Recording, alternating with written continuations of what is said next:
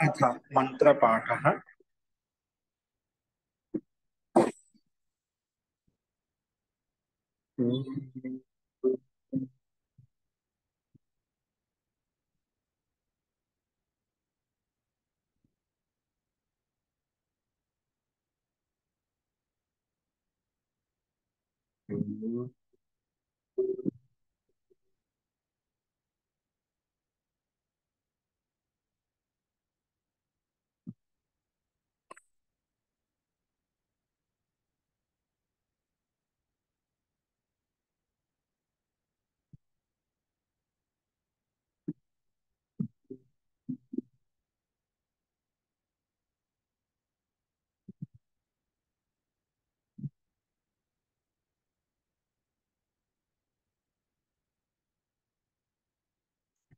सहनाववतु सहनौ भुनक्तु सह वीर्यं करवावहै तेजस्विनावधीतमस्तु मा विद्विषावहै। ॐ शान्ति शान्ति शान्तिः।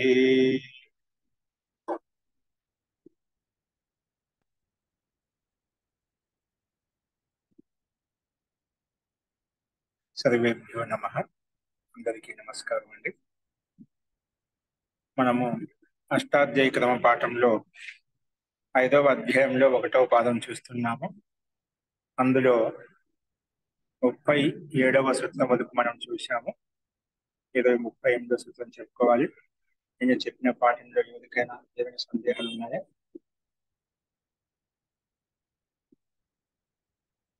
మస్తు ప్రకృతమనుషరామః. చూడండి, 38వ సూత్రం వచ్చేసి గోద్వేచో అసంఖ్యా పరిమాణాశ్వాదేర్యత్. గోద్వేచో సంఖ్యా పరిమాణాశ్వాదేర్యత్ పదవి భాగం చేస్తే గిన గోద్వేచ పంచమి విభక్తి ఏకవచనం. అసంఖ్యా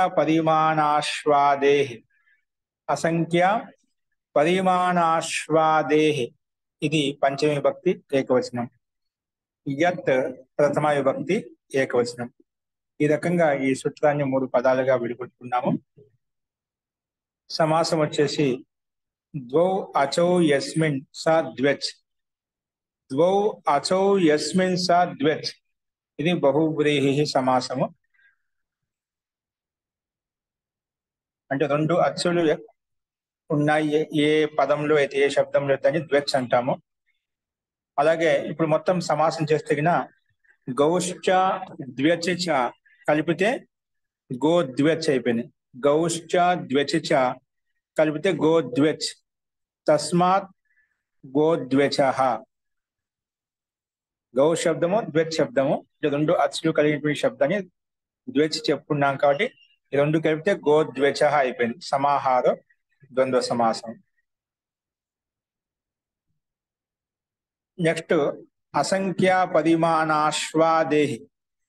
అసంఖ్యా పరిమాణాశ్వాదేహి ఈ పదంలో ముందుగా అశ్వాదేహి అనే పదాన్ని ఓపెన్ చేసి చెప్పేది. ఇక్కడ అశ్వాదేహి అంటే ఏమిటంటే అశ్వ ఆదిరి ఏషాంతే అశ్వాదయ. అశ్వ ఆదిరి ఏషాంతే అశ్వాదయ ఇది బహుది సమాసము. ఇప్పుడు మొత్తం ఆ పదంలో ఉండే పదాలు మొత్తం కలుపుకున్నాం. సంఖ్యాచ పరిమాణం చ ఏంటి? సంఖ్యాచ పరిమాణం చ పరిమాణం చ అశ్వాదయశ్చ. సంఖ్యాచ పరిమాణం చ అశ్వాదయశ్చ ఈ 3 పదాలను కలిపితే అయిపోయింది సంఖ్యా పరిమాణాశ్వాది అలా వచ్చేసింది. 3 కలిపినప్పుడు సంఖ్యా పరిమాణాశ్వాది. తస్మాత్ సంఖ్యా పరిమాణాశ్వాదేహి అవుతున్నాడు. ఇప్పుడు దీనికి నైతత్పురుష సమాసం చేస్తే నా సంఖ్యా పరిమాణాశ్వాది అసంఖ్యా పరిమాణాశ్వాది. తస్మాత్ అసంఖ్య పరిమాణాశ్వాదే అలా వస్తుందన్నమాట నైతిక సమాసంలో. అంటే ముందు ద్వంద్వ సమాసం, తర్వాత నైస సమాసం చేశామన్నమాట. అంటే సంఖ్యావాచి, పరిమాణవాచి, అశ్వవాచి, అస్వాది గణంలో ఉండే శబ్దాలు ఏవైతే ఇవి ఇక్కడ ఉండకూడదు, నిషేధించామట. అది ఏముండదు, కేవలము గో శబ్దాంతం ద్వెచ్ ద్వెచ్ రెండు అచ్చులు కంటే ప్రాతిపదిక అన్నమాట. అవి ఇక్కడ తీసుకోవాలి. అదేంటో చూద్దాం సూత్రార్థంలో. సో సమాసం సమస్త పదని విగ్రహాకృతిని దగ్గర చూసాం మనం. ఫస్ట్ అనువృత్తి వచ్చేసి తస్య నిమిత్తం సంయోగోత్పాతౌ తద్దితాః న్యా ప్రాతిపదికాత్ ప్రత్యయః పరశ్చ. ఇవన్నీ అనువృత్తి వస్తున్నాయి. అర్థః గోశబ్దాత్ ద్వచశ్చ ప్రాతిపదికాత్. గోశబ్దం ఉండాలంట, గోశబ్దం చేత. అలాగే ద్వచశ్చ ప్రాతిపదిక, రెండు అచ్చులు కలిగినటువంటి ప్రాతిపదికం చేత ఏదైనా కావచ్చు అది. గోశబ్ద ద్వచశ్చ ప్రాతిపదికాత్ యత్ ప్రత్యయో భవతి. సూత్రంలో యత్ విధానం చేయబడింది అన్నమాట. యత్ ప్రత్యయో భవతి ఎప్పుడు సంఖ్యా పరిమాణాశ్వాది శబ్దాన్ని వర్జయిత్వ. సంఖ్యా శబ్దము, పరిమాణవాది శబ్దము, అస్వాది గణంలో ఉండే శబ్దాలు ఏవైతే ఉన్నాయో ఆ శబ్దాలను వదిలిపెట్టి, సంఖ్యా పరిమాణాశ్వాది శబ్దాలను వర్జయిత్వ వదిలిపెట్టి, తస్య నిమిత్తం సంయోగోత్పాత ఇత్యేతస్మిన్ అర్థే. కానీ ఆ యత్ ప్రత్యయం వస్తుంది. యత్ ప్రత్యయం ఏ అర్థంలో వస్తుందంటే తస్య నిమిత్తం అనేది సంయోగము ఉత్పాత అర్థంలో ఉండాలంట. తస్య నిమిత్తం అంటే యత్ ప్రత్యయ నిమిత్తం అనమాట. తస్య నిమిత్తం సంయోగ ఉత్పాత అర్థంలో మనకు ఇత్యేతస్మిన్ అర్థే యత్ ప్రత్యయం వస్తుంది అని చెప్పి ఈ సూత్రం యొక్క అర్థం మనం చెప్పుకున్నామట. ఉదాహరణకు గోర్ నిమిత్తం సంయోగో ఉత్పాతోవ గవ్య. గోర్ నిమిత్తం అంటే ఆవుకి నిమిత్తమైన సంయోగం అయితే ఉందో అని, ఉత్పాతం అయితే ఉందో అని గవ్య అంటాం. ఇది గో శబ్దానికి ఒక ఉదాహరణ చూసాము. రెండు అచ్చులు కలిగిన ప్రాతిపదికానికి ఉదాహరణ ఏంటంటే ధనస్య నిమిత్తం సంయోగో ఉత్పాతం. ధన నిమిత్తం కొరకు ఏదైతే సంయోగం కలిపి లేదా ఉత్పాదం చేస్తామో ఆ సందర్భంలో దీన్ని ధన్యం శబ్దం చెప్పి పిలుచుకుంటామట. ధనస్య నిమిత్తం సంయోగ లేదా ధనస్య నిమిత్తం ఉత్పాత. ధన నిమిత్త సంయోగం కలుగుతుందో, ధన నిమిత్త కారణంగా అయితే ఉత్పాదం కలుగుతుందో అటువంటి సందర్భంలో కూడా ధన్యమే వస్తున్నాడు. సందర్భాన్ని బట్టి తెలుసుకుంటామట ధన్యం.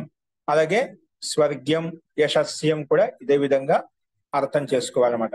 ఇక్కడ మనకు ధన శబ్దము, స్వర్గ శబ్దము, యశ శబ్దం రెండు అచ్చులతో కూడుకునే మాట.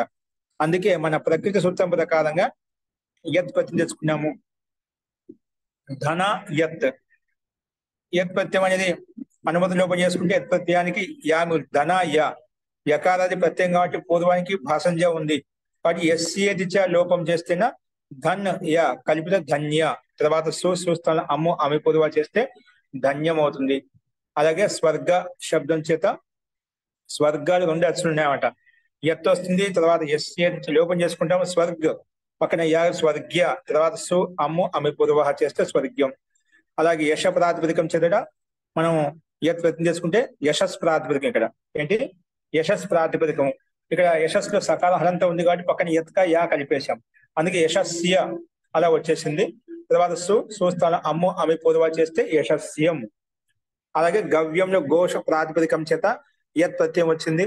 గో ఇక్కడ వాంతో ఈ ప్రత్యయ ప్రకారంగా అవి ఆదేశం చేసుకుంటే ఓ స్థలం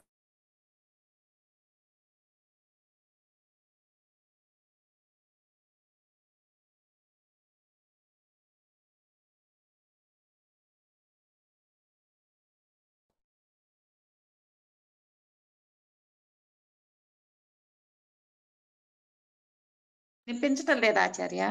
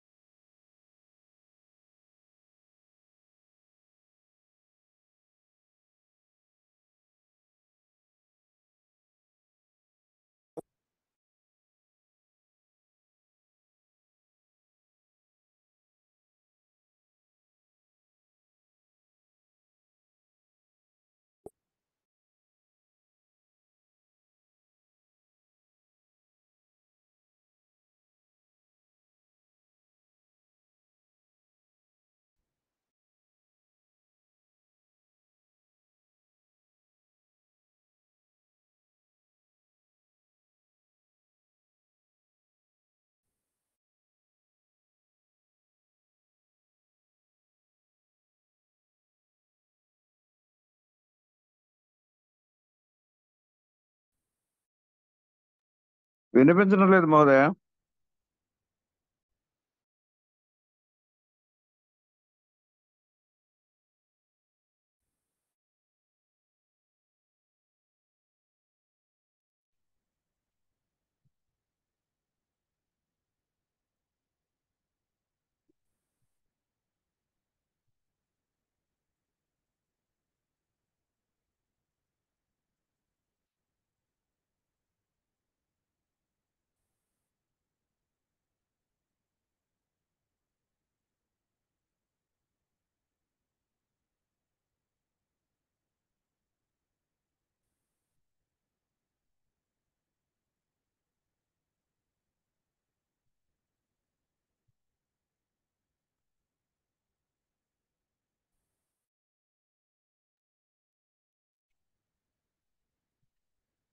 వినిపించడం లేదు మహోదయ.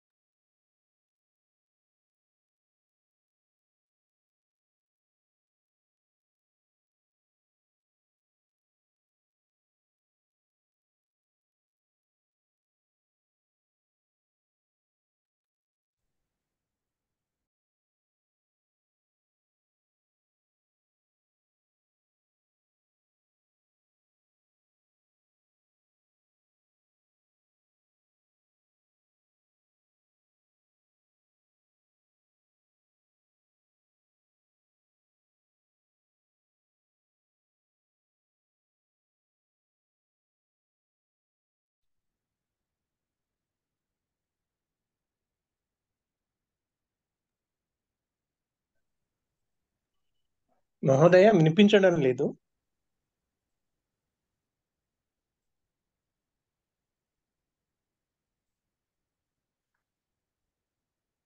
హలో,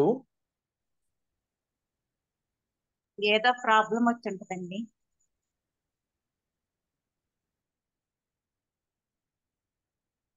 ఏదో నెట్ ప్రాబ్లం వచ్చినట్టుకుందండి. అది force would like you to speak అని మెసేజ్ పెడితే అది ఇచ్చారు, కానీ మాట్లాడితే ఇది రావడం లేదు.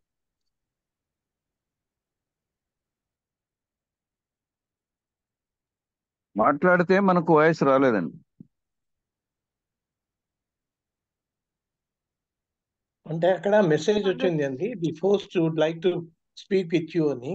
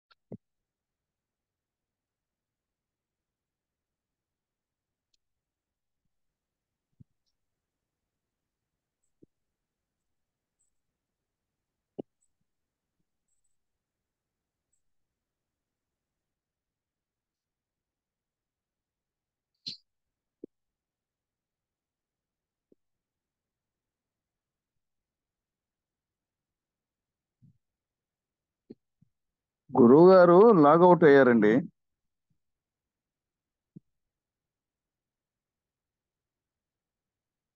అంటే నెట్వర్క్ ఇష్యూ ఏమన్నా ఉందేమో అండి, మళ్ళీ జాయిన్ ఉందమ్మా, అవుతారు. అదే కనపడుతోంది. ఇందాక నుంచి రాలేదంటే అదే ఉద్దేశం.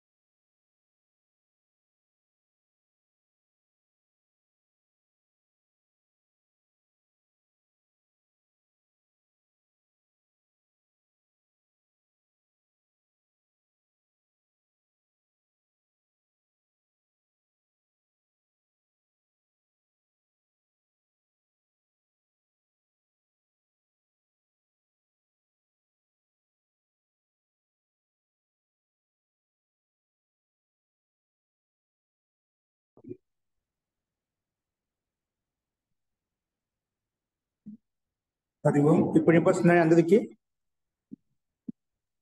ఇప్పుడు వినిపిస్తుంది ఆచార్య. ఇప్పుడే వినిపిస్తుంది. వినపడుతుంది.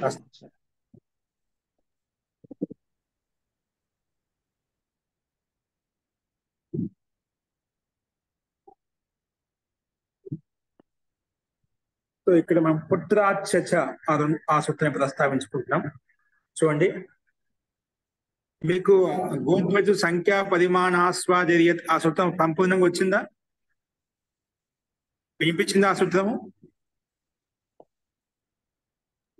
పూర్తిగా అనిపించలేదండి. ఇంకా మీరు వాంతో ఈ ప్రత్యయం దాకా చెబుతున్నారు, అక్కడ ఆగిపోయిందండి. మనకు వాంతోజ ప్రత్యయం గవ్యం, గవ్య రూపం ఏదైతే ఉందో గో యత్, యత్ కనుమతి లోపం చేసి యా మిగులుతుంది, గో య. ఈ స్థితిలో వాంతోయ ప్రత్యయే యకారాధిపత్యం పక్కన ఉంటే కన్నా మనకు గవ్య అలా వస్తుంది. ఆవాదేశం చేసుకుంటే తర్వాత సు తెచ్చుకుని ఋతు విచ్ఛేదకం చేసుకుంటాడు. అందుకే గవ్య అని రూపం సిద్ధిస్తుంది.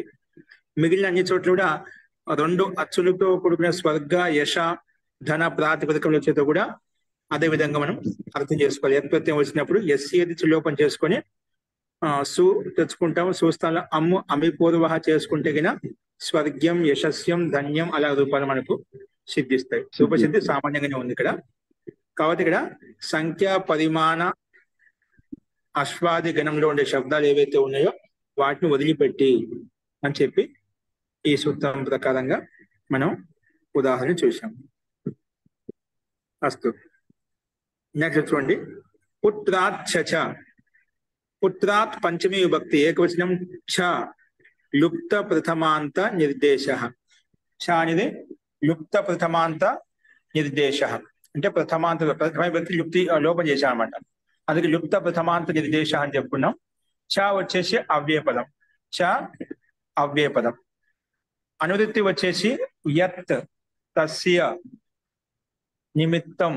తస్య నిమిత్తం సంయోగోత్పాతౌ తద్ధితాః న్యా ప్రాతిపదికాత్ ప్రత్యయః పరశ్చ. ఇవన్నీ అనువృత్తి వస్తున్నాయి. అర్థః పుత్ర సూత్రాన్ని గమనించండి. పుత్ర ప్రాతిపదికాత్ ఛ ప్రత్యయో భవతి. పుత్ర ప్రాతిపదికాత్ ఛ ప్రత్యయో భవతి. యత్ చ, అలాగే యత్ ప్రత్యయం కూడా వస్తుంది అన్నమాట. పుత్ర ప్రాతిపదికాత్ ఛ ప్రత్యయో భవతి యత్ చ, అలాగే యత్ కూడా వస్తుంది. ఎప్పుడు తస్య నిమిత్తం సంయోగోత్పాతౌ ఇత్యేతస్మిన్ అర్థే. సంయోగోత్పాతౌ ఇది ఏతస్మిన్ అర్థే. నిమిత్తం అనేది సంయోగం ఉత్పాత అర్థంలో ఉంటే ఇక్కడ ఏమొస్తుంది, మనకు యత్ ప్రత్యయం వస్తుంది అని చెప్పి ఈ సూత్రం ప్రస్తావించింది. కానీ పుత్ర ప్రాతిపదికం చేత, పుత్ర ప్రాతిపదికాత్ ఛ ప్రత్యయో భవతి యత్ చ. చకారం పైన అనువృత్తి యత్ ప్రత్యయం కూడా వస్తుంది కాబట్టి యత్ ప్రత్యయం కూడా వస్తుంది. మనం ఇక్కడ చూసాం. ఎందుకంటే చకారం అనుకర్షణ ఉంది అన్నమాట. ఇక్కడ పుత్రాత్ చ, ఆ చకారం చేత పైనుంచి యత్ ప్రత్యయం తెలుసుకుంటాం. అందుకే ఛ ప్రత్యయం యొక్క రూపము యత్ ప్రత్యయం యొక్క 2 రూపాలు మనకు సిద్ధిస్తాయి అన్నమాట. చూడండి, పుత్ర ప్రాతిపదికాత్ ఛ ప్రత్యయో భవతి యత్ చ, కానీ తస్య నిమిత్తం రెండింటికి సంయోగ ఉత్పాత ఇది ఏతస్మిన్ అర్థే, ఈ అర్థంలో ఉంటేనే వస్తుంది. సో ఉదాహరణ అదే విధంగా పుత్రస్య నిమిత్తం సంయోగ, పుత్ర నిమిత్తంగా ఏదైతే సంయోగం ఉంటుందో దాన్ని పుత్రీయ అంటాం. అలాగే పుత్రి నిమిత్తం అయితే ఉత్పాతం అవుతుందో అక్కడ కూడా పుత్రీయ అని చెప్పుకుంటాము. అలాగే ఒకసారి యత్ ప్రత్యయం తెచ్చుకుంటే పుత్రీయ, ఇదే అర్థం. సంయోగ ఉత్పాతార్థంలో పుత్రీయ వస్తున్నాడు. సంయోగార్థమైన ఉత్పాతార్థమైన పుత్రీయనే వస్తుంది. అర్థాన్ని బట్టి మన సందర్భాన్ని బట్టి 2 అర్థాలు తీసుకుంటాం, సంయోగమ ఉత్పాతం అనేది. కానీ ఇక్కడ అర్థభేదం వస్తుంది, కానీ శబ్దభేదం రాదన్నమాట. శబ్దం ఒకటే ఉంటుంది. అలాగే యత్ ప్రత్యయం తెచ్చుకుంటే పుత్రీయ, ఛ ప్రత్యయం తెచ్చుకుంటే పుత్ర ఛ స్థానంలో ఆయనేయి నీ యహ ప్రకారంగా ఈయ ఆదేశం వస్తుంది కాబట్టి పుత్ర ప్లస్ ఈయ ఎస్ఏది లోపం చేసుకుని పుత్రీయ అలా వస్తుంది. తర్వాత సు తెచ్చుకొని సుస్థాని ఋతు విసర్గం చేసుకుంటే పుత్రీయ. అలా పుత్ర యత్, ఇక్కడ ఎస్ఏది లోపం చేసుకుంటాము. యత్ క యా ఉంది కాబట్టి పుత్రీయ వస్తుంది. సు తెచ్చుకుని ఋతు విసర్గం చేసుకుంటే పుత్రీయ అనే రూపం మనకు సిద్ధిస్తుంది అన్నమాట. రూపసిద్ధి కూడా సామాన్యంగానే ఉంది. నిమిత్తం సంయోగ ఉత్పాతార్థంలో ఉంటేనే మనకు పుత్రీయ అనే రూపాలు మనకు సిద్ధిస్తానమాట. చూడండి 40 సూత్రము. సర్వభూమి పృథివీభ్యాం అనయౌ. సర్వభూమి పృథివీభ్యాం అనయౌ, ఇది మనకు సూత్రము. సర్వభూమి పృథివీభ్యాం అనయౌ. చూడండి, సర్వభూమి పృథివీభ్యాం పంచమీ విభక్తి ద్వివచనం అనయౌ. అన అయౌ 2 కాబట్టి ద్వివచనం వచ్చింది. అనయౌ ప్రథమ విభక్తి ద్వివచనం. సమాసం వచ్చేసి చూడండి, ఉభయత్ర ఇతరేతర యోగ ద్వంద్వ సమాసం. అంటే సర్వభూమిశ్చ పృథివీ చ సర్వభూమి పృథివ్యౌ తాభ్యాం సర్వభూమి పృథివీభ్యాం. అలాగే అనచ ఐచ అనయౌ, ఇది ఇతరేతర యోగ ద్వంద్వ సమాసం. అస్తు. 2 చోట్ల ద్వంద్వ సమాసం అని చూశాము.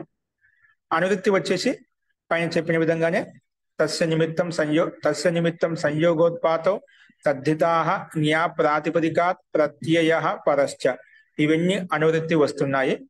అర్థః సర్వభూమి పృథివీ ఇత్యేతాభ్యాం ప్రాతిపదికాభ్యాం, అంటే సర్వభూమి ప్రాతిపదికము పృథివీ ప్రాతిపదికం. సర్వభూమి పృథివీ ఇత్యేతాభ్యాం ప్రాతిపదికాభ్యాం తస్య నిమిత్తం, उसका నిమిత్త అంటే సర్వభూమికి నిమిత్త పృథ్వీకి నిమిత్త ఏదైతే ఉందో తస్య నిమిత్తం సంయోగోత్పాతౌ ఇది ఏతస్మిన్ అర్థే సంయోగ ఉత్పాతార్థంలో ఉంటే గిన యథాసంఖ్యం క్రమంగా సర్వభూమి ప్రాతిపదికం చేత అని ప్రత్యయం వస్తుంది, పృథివీ ప్రాతిపదికం చేత ఐ వస్తున్నాడు, క్రమంగా వస్తాయన్నమాట. సర్వతో ఐ రాదు, అలాగే పృథివీ చేత అని ప్రత్యయం రాదు, యథాక్రమం తీసుకోవాలి. సర్వభూమి ప్రాతిపదికం చేత అని ప్రత్యయమే వస్తుంది, పృథివీ ప్రాతిపదికం చేత ఐ ప్రత్యయమే వస్తుంది. అందుకే అన్ ఐ ఇత్యేతౌ ప్రత్యయౌ భవతః, ద్వివచనంలో ప్రత్యయౌ భవతః అని చెప్పి ఇక్కడ వాక్యార్థం మనకు కనిపిస్తున్నమాట. సో ఉదాహరణలు సర్వభూమేర్ నిమిత్తం సంయోగో ఉత్పాతో వా సార్వభౌమః పార్థివః. సర్వభూమేర్ నిమిత్తం సంయోగో ఉత్పాతో వా, సర్వభూమే నిమిత్తం లేదా సంయోగం ఏదైనా కావాలి, సర్వభూమికి నిమిత్తం సంయోగం ఏదైతే ఉందో ఉత్పాతం ఏదైతే ఉందో దాని సార్వభౌమః పార్థివః అనే విధంగా దీనికి రూపాలు వస్తాయన్నమాట. సో సర్వభూమి ప్రాతిపదికం చేత అన్ తెచ్చుకుంటే సర్వభూమి అన్, ఆ తెచ్చుకు రిద్ది చేసుకుంటే సార్వభూమి ఆ, సార్వభూమి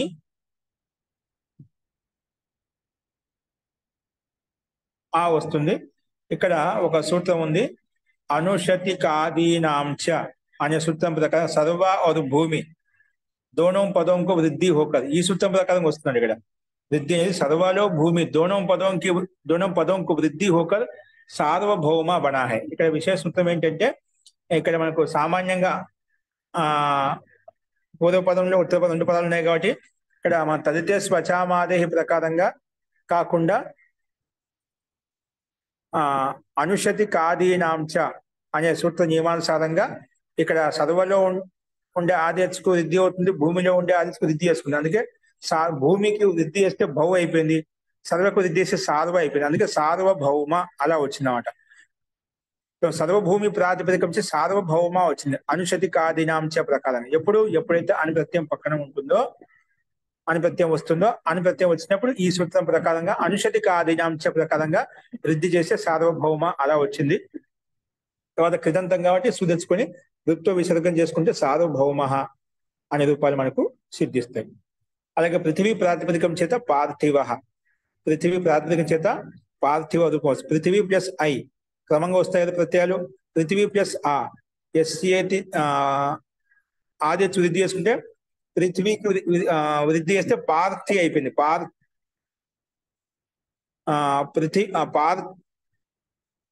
పార్థివీ ప్లస్ ఆ, ఇక్కడ ఎస్ఏటి లోపం చేసుకున్నాం, పృథివీ అని చెప్పాం కదా, పార్థివీ అయిపోయింది, ఆది వృద్ధి చేసుకున్నాం. పార్థివీ ప్లస్ ఆ అంటే ఐ ప్రత్యయం యొక్క ఆకారం, పార్థివీ ప్లస్ ఆ.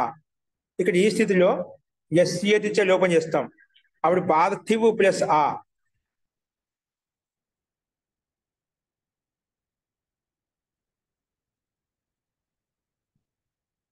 తర్వాత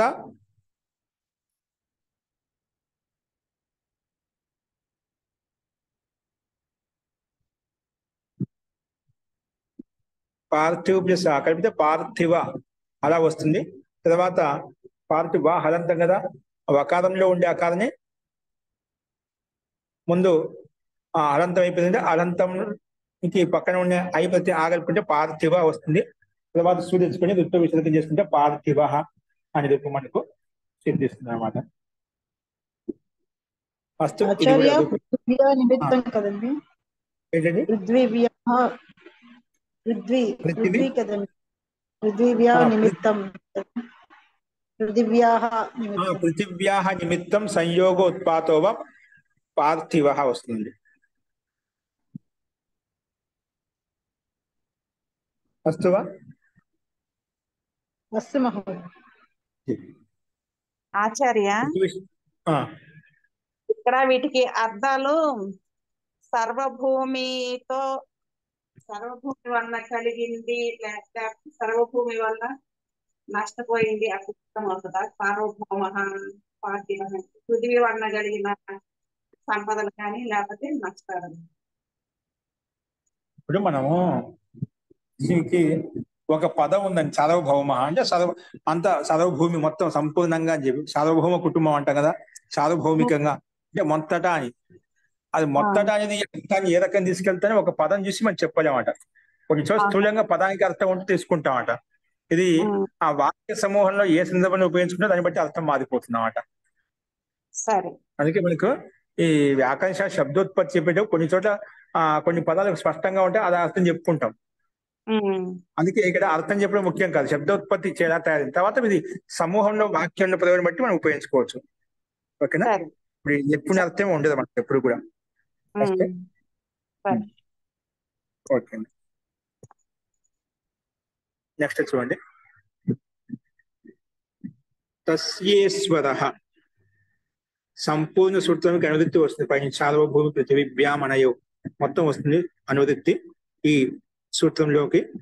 చూడండి, తస్య ప్లస్ తస్య షష్ఠి విభక్తి ఏకవచనం, ఈశ్వరః ప్రథమ విభక్తి ఏకవచనం, ప్రథమ విభక్తి ఏకవచనం. ఈ రెండింటి మధ్య ఆద్గుణ చేశారు. తస్య ప్లస్ ఈశ్వరః గుణసంధి జరిగింది, అందుకే తస్యేశ్వరః అని సూత్రంలో వచ్చిందన్నమాట సమస్త పదం.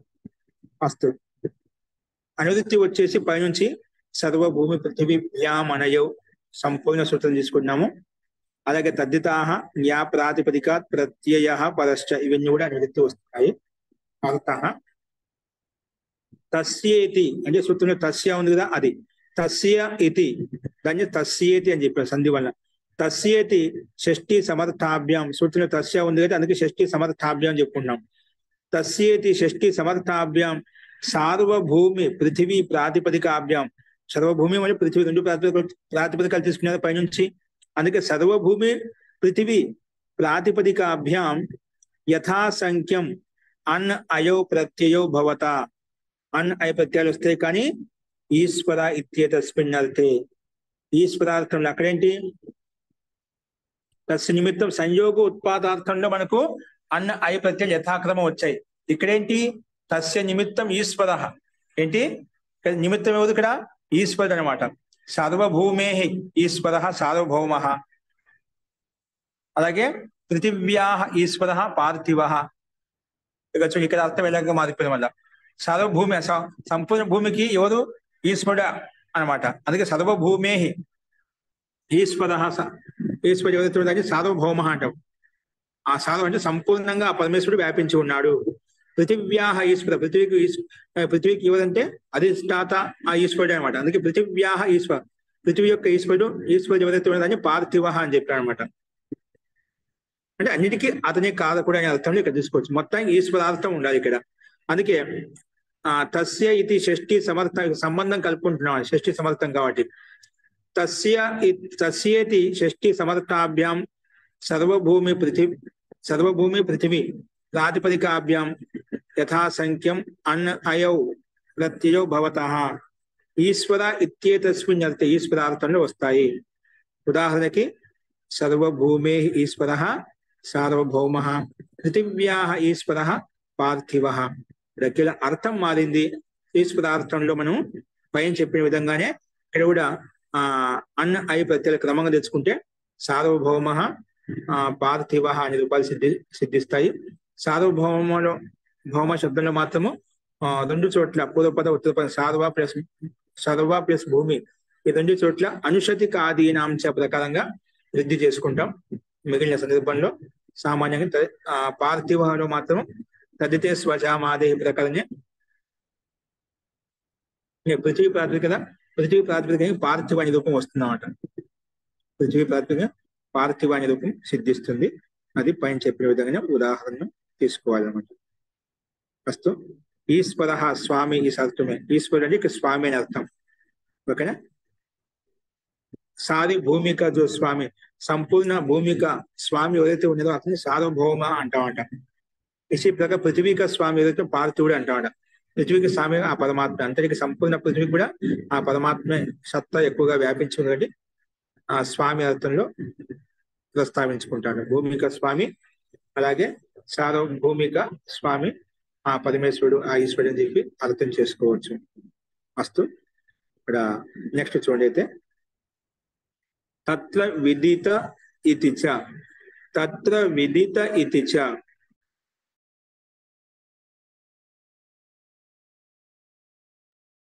నెక్స్ట్ చూడండి. తత్ర అవ్యయపదము, విదిత ప్రథమ విభక్తి ఏకవచనము, ఇది అవ్యయపదము, చ అవ్యయపదము. తత్ర విదిత ఇతి చ, ఇది మనకు సూత్రాలు పద విభాగంలో స్పష్టంగానే ఉన్నాయి. సూత్రంలో అందుకే అవ్యయపదము విదిత ప్రథమ విభక్తి ఏకవచనము, ఇతి అవ్యయపదము, మళ్ళీ చ అవ్యయపదము.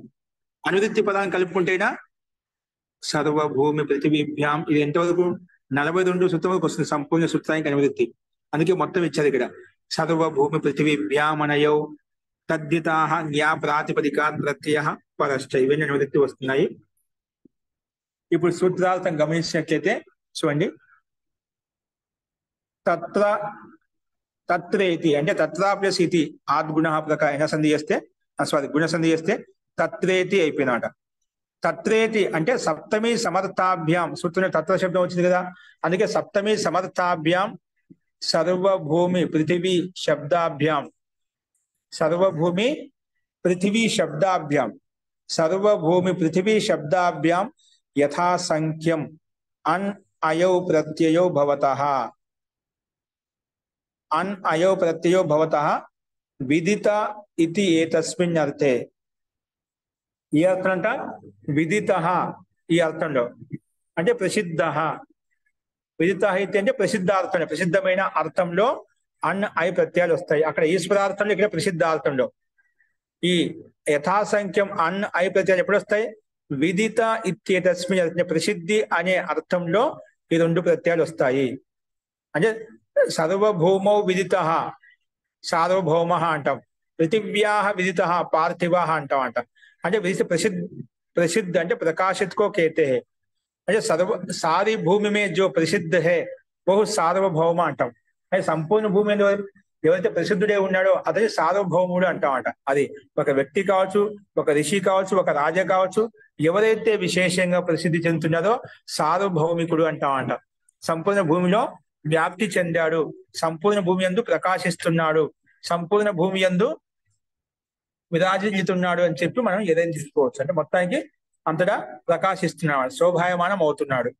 అస్తు అలాంటి అర్థంలో ఇక్కడ మనకు పదం అదే పూర్వంలో కూడా చెప్పుకున్న సార్వభౌమ అని చెప్పి, పార్థివ అని చెప్పి, కానీ సందర్భాన్ని బట్టి విగ్రహవాక్యాన్ని బట్టి మనం అర్థం తీసుకోవాలి. ఎక్కడ ఏ రకం కావాలో ఆ రకంగా తీసుకోవాలి అన్నమాట.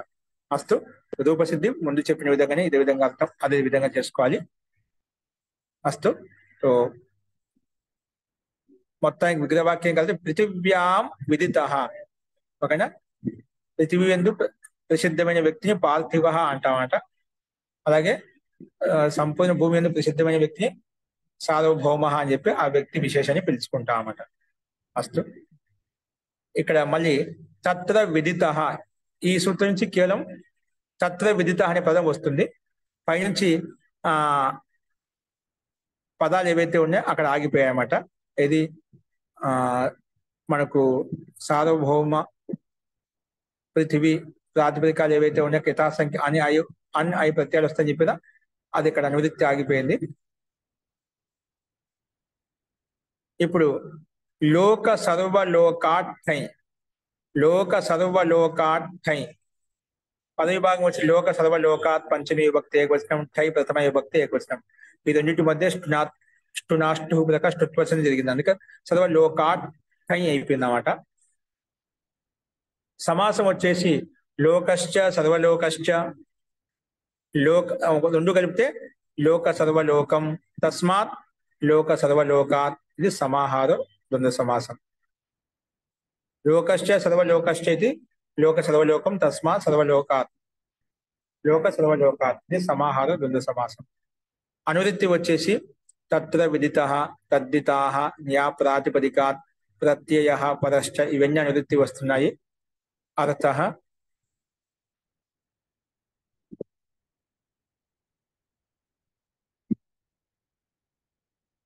చూడండి.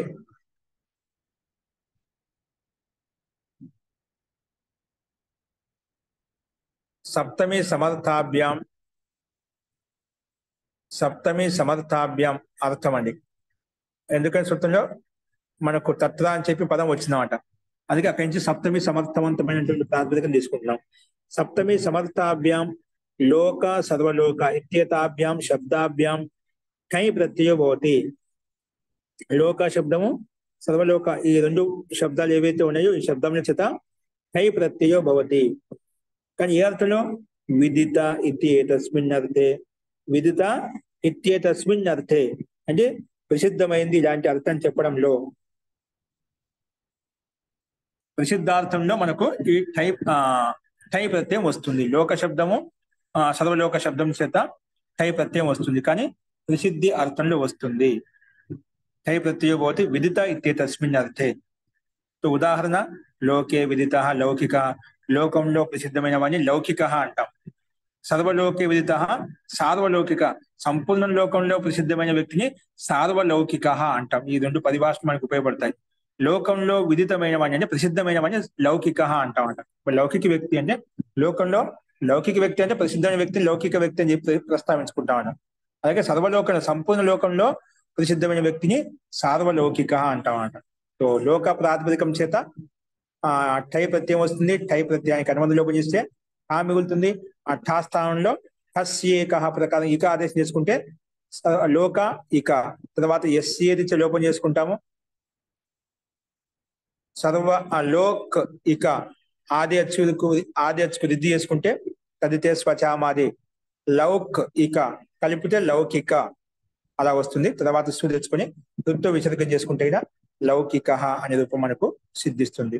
అలాగే సేమ్ సర్వలోక ప్రాతిపదికం చేత టైకి అనుమతి లోపం చేసే ఠా స్థానం ఇక ఆదేశము, సార్వలోక ఇక ఎస్ఏ లోపం చేసుకుంటే సార్వలోక్ ఇక కలిపితే సార్వ. ఇక్కడ కూడా అనుషతి కాదినాంశ ప్రకారంగా లోక శబ్దంలో రెండు పూర్వ పదాలు రెండింటికి వస్తుంది. సర్వ శబ్దంలో ఉండే పదానికి లోక పదానికి రెండింటికి వృద్ధి అవుతున్నాడు. అందుకే సార్వలౌకిక అయిపోయింది. ఏ విధంగా అయితే మనము ముందు సర్వభూమిలో మనం చేసుకున్నామో సార్వభౌమ అని చెప్పి, అలాగే ఇక్కడ కూడా ఇదే విధంగా అర్థం చేసుకోవాలి. సార్వభౌమ ఇదే విధంగా అనుషతి కాదినాంశ ప్రకారం వృద్ధి చేసుకున్నాము. ఇక్కడ కూడా సర్వ శబ్దంలో సార్వ అవుతుంది, లోక శబ్దానికి లౌక అవుతున్నాడు. తర్వాత ఇక ఆదేశం వచ్చింది కదా, ఎస్ఏతి లోపం చేసుకొని లౌకిక అలా వస్తున్నాడు. సార్వలౌకిక. తర్వాత సు తెచ్చుకొని ఋతు విసర్గం చేసుకుని లౌకిక అనే రూపం సిద్ధిస్తున్నాడు. ఇక్కడ అనుషతి కాదినాంశ ప్రకారం ఉభయ పద వృద్ధి చేసుకున్నాం. పూర్వ పదంలో ఉత్తర పదంలో ఆదేశకు వృద్ధి చేసుకున్నాం. అది విశేషం. అస్తు. నెక్స్ట్ చూడండి. తస్య వాపః. తస్య షష్ఠీ విభక్తి ఏకవచనం, వాపః ప్రథమ విభక్తి ఏకవచనం. ఉప్యతే అస్మిన్నితి వాపః. వాపః శబ్దం కొంచెం ఓపెన్ చేసి చెప్పారు. ఉప్యతే అస్మిన్నితి వాపః అంటే క్షేత్రం ఉచ్యతే. అంటే ఉప్యతే అస్మిన్ ఏ స్థానంలో అయితే మనం నాటుతామో దాన్ని వాపః అంటాం. ఆ క్షేత్రాన్ని వాపః అంటాం. అంటే నాటడానికి యోగ్యమైన భూమి, స్థాన విశేషము, క్షేత్ర విశేషము అంటే పొలం అంటాం కదా, ఆ పొలం విశేషం అనమాట. ఉప్యతే అస్మిన్నితి వాపః. దానికి ఓపెన్ చేసి వాపః అంటే ఉంటే క్షేత్రం ఉచ్యతే. క్షేత్రాన్ని వాపః శబ్దంతో చెప్పుకుంటామంట. నెక్స్ట్ చూడండి. హలశ్చ. హలశ్చ ఇది ఘై ప్రత్యయ. హలశ్చ ఇది ఘై ప్రత్యయ.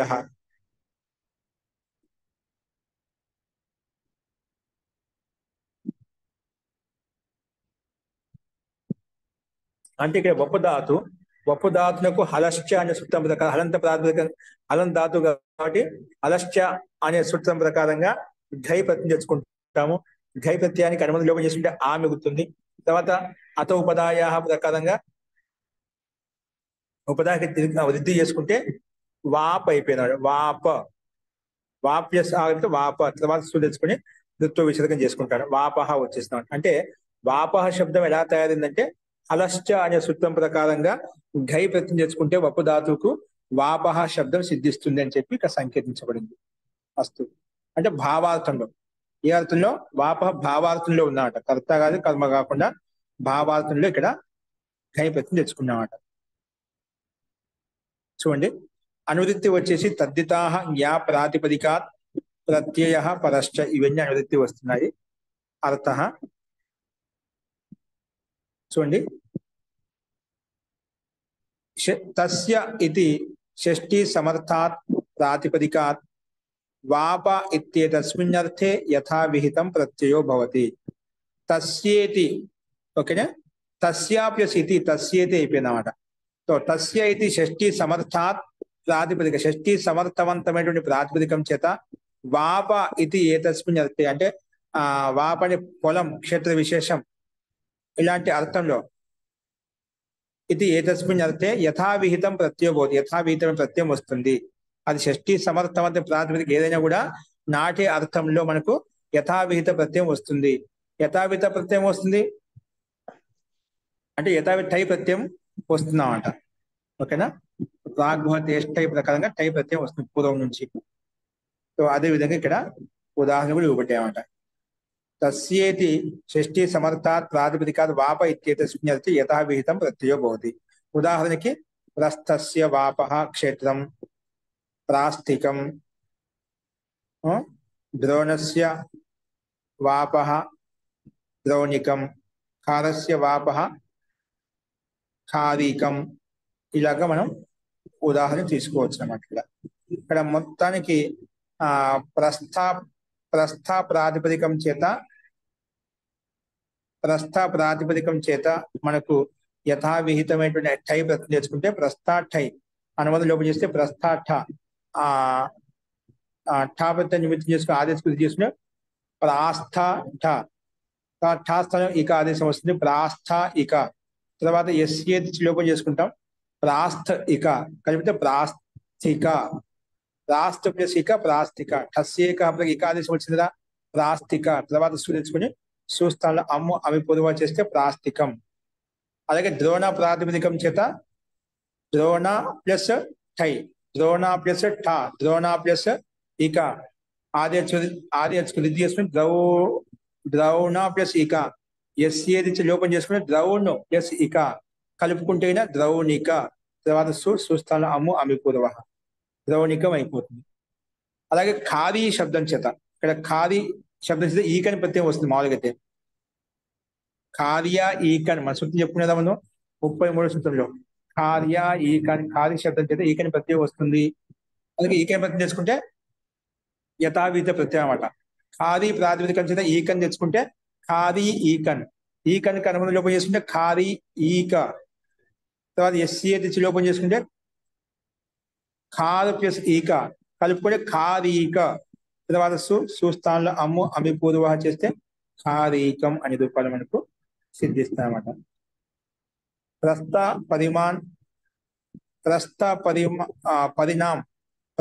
పరిణాం బీజ్ జిస్మే బోయా జాయే. పరిమాణంతో యుక్తమైనటువంటి విత్తనం అనేది జిస్మే బోయా జాయే, ఎందుకైతే నాటుతామో ఆ క్షేత్రాన్ని ప్రాస్థికం అంటాం. పరిమాణంతో యుక్తమైనటువంటి విత్తనాన్ని ఏ భూమిలో అయితే నాటుతామో ఆ భూమిని ప్రాస్థిక అని చెప్పి పిలుస్తాము, ప్రాస్థిక. అలాగే ద్రౌణిక, ఏ దాంట్లో అయితే మనము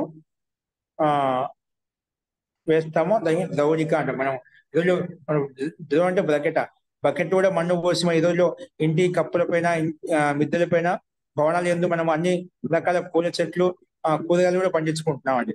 ఓకేనా, అట్లాగా అన్ని రకాల మనం పైన చూసుకుంటున్నాం అంట. చెట్ల పూల కుండీల్లో లాగా బకెట్లలో మన్ను కలుపుకొని కూడా చిన్నవన్నీ కూడా మనం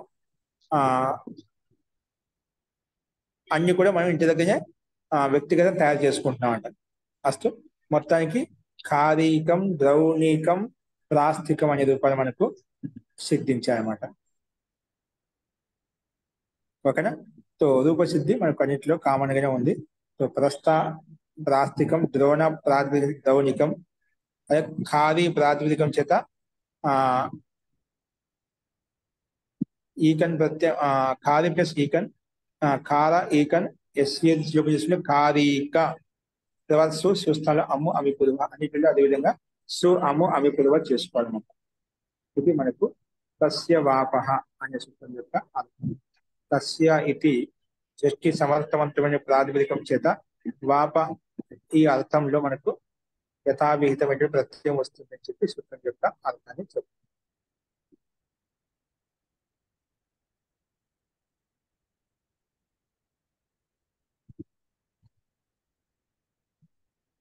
అస్తు, ఇది కూడా సామాన్యంగా ఉంది.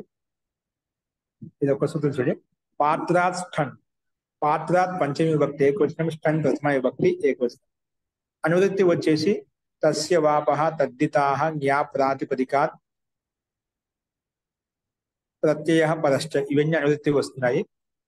అర్థః పాత్ర శబ్దాత్ స్టన్ ప్రత్యయో భవతి. సూత్రంలో ఉంది పాత్రాత్ స్టన్ అంటే పాత్ర ప్రాతిపదికం చేత స్టన్ ప్రత్యయం వస్తుంది.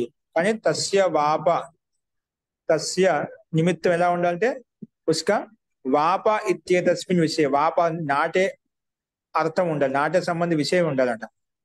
తస్య వాప ఇతి ఏతస్మిన్ విషయ ఈ విషయంలో ఉదాహరణకి పాత్రస్య వాపః పాత్రికం క్షేత్రం, అలాగే స్త్రీలింగంలో పాత్రికి క్షేత్ర భక్తి. పాత్రస్య వాపః పాత్ర శబ్దానికి అంటే పాత్రని నాటం పాత్ర శబ్ద పరిమాణవాచి, इसलिए ठै प्रत्यయం ప్రాప్తం అవుతుంటే తద్ అపవాద యహ సూత్ర హై. అలాగే తస్య వాపః ఉస్కా వాప అర్థం అంటే నాటేటువంటి అనే అర్థం, ఏ స్థానంలో అయితే నాటుతుంది వాపః అంటామంట. అలాంటి అర్థంలో వాపార్థంలో నాటేటువంటి అర్థంలో విషయంలో మనకి ఇక్కడ పాత్ర అనే ప్రాతిపదికం చేసి స్టన్ ప్రత్యయం వస్తుంది. అంటే పాత్ర శబ్ద స్టన్ ప్రత్యయం భవతి తస్య వాప ఇది ఏతస్మిన్ విషయ ఈ విషయంలో మనకి వస్తుంది అను ప్రత్యయం వస్తుంది, స్టన్ ప్రత్యయం వస్తుంది అన్నమాట.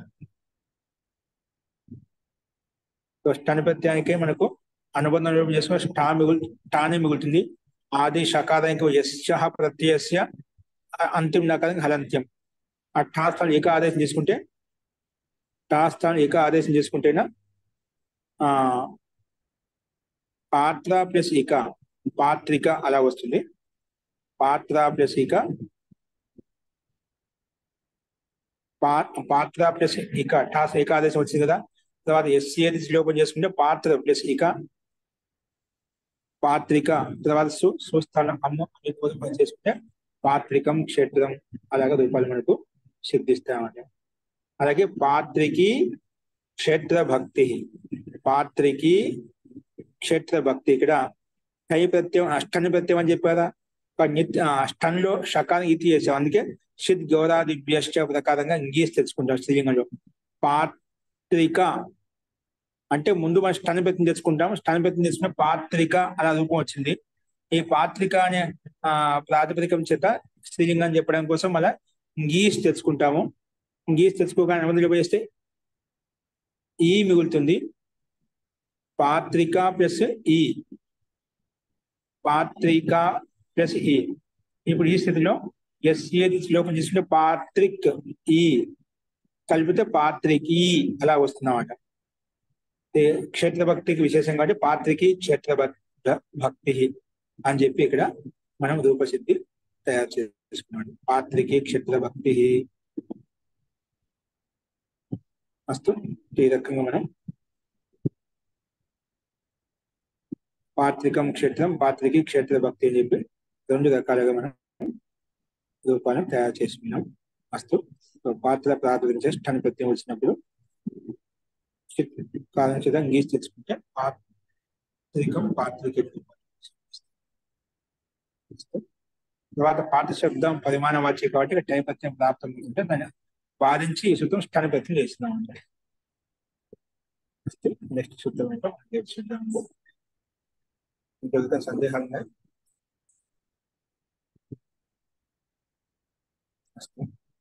శాంతి.